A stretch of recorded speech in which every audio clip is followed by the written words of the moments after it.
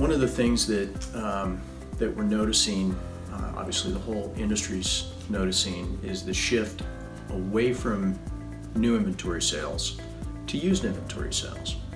And what's interesting about that is when we consider how the finance department makes profit, one of the biggest profit centers in the finance department is what we call finance reserve. It's half of the dealership's profit in the finance department comes from finance reserve.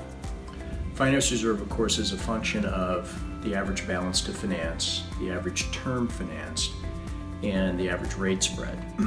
And as the industry shifts towards predominantly used vehicle sales, the balance to finance is likely to fall, and fall rather substantially. In other words, used cars cost less money than new cars, typically, and lenders aren't going to typically lend as long on a used vehicle as they would on a new vehicle.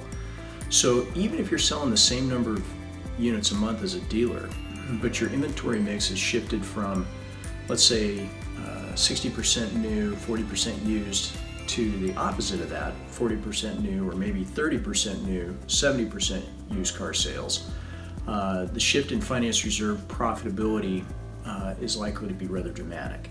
A proactive shift into what do we do now that we're just not going to have potentially the same finance reserve available to us to make profit. I think that's a healthy conversation to have, and one, quite frankly, that we're having with a lot of our customers right now.